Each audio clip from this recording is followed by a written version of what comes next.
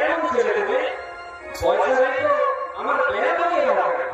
আমি যদি তোমার সঙ্গে যেতে পারতো তো আমার সঙ্গে হ্যাঁ, তুমি যে কত দূর থেকে আসতে আসতে চলে যাচ্ছ, তুমি আমার মন কেমন করছে।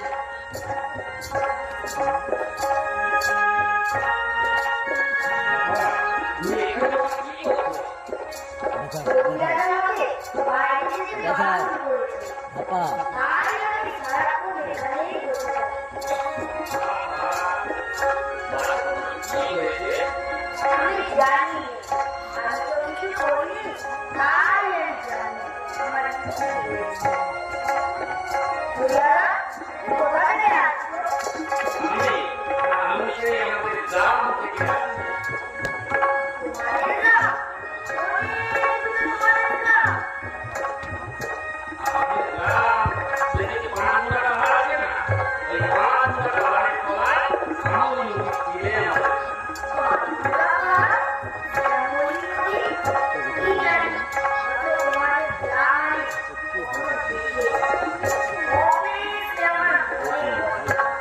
হালকা পিস এটা হালকা ছিল বেড়াতে গিয়েছিল নাকি?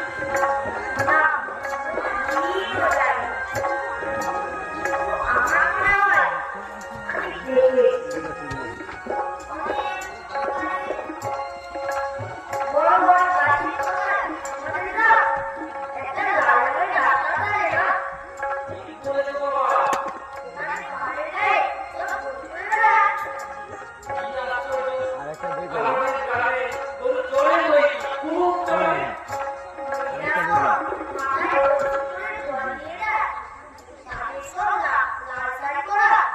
বাবা, ঠিক কথা।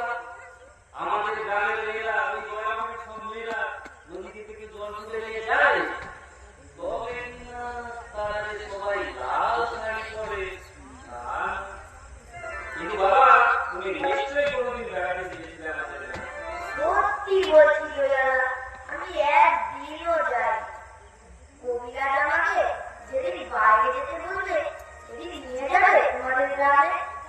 যাবো বলছি বাবা, খুব নিয়ে যাবো।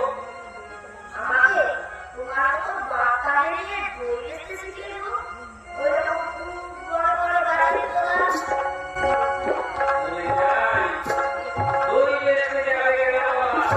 বলে এত বুদ্ধি করে মস্ত বড় বিদ্বান হয়ে উঠবে। না না, আমি কখনো বিদ্যা নেবো না। আমি তোমাদের নানা রাস্তা চাই, শুধু গাছের তলা থেকে গোয়ালা মারা থেকে দই নিয়ে এসে দূরে দূরে গ্রামে গ্রামে দই বেচে বেচে বেড়াবো। কিরকম করে যে তুমি বলো, দই দই ভালো দই। আমাকে দুধটা শিখে না। হায় পোড়া কপাল, এ শুনো কি শেখবাসু? না না, ও শুনতে আমার খুব ভালো লাগে। আকাশের কুচের থেকে যেমন পাখির ডাক শুনে আমার মন উদাস হয়ে যায়, তেমন ওই রাস্তার মধ্যে দিয়ে যখন তোমার ডাকা ছিল, আমার মনে হচ্ছিল কি জানি কি মনে হচ্ছিল। বাবা, তুমি একটা দই খাও।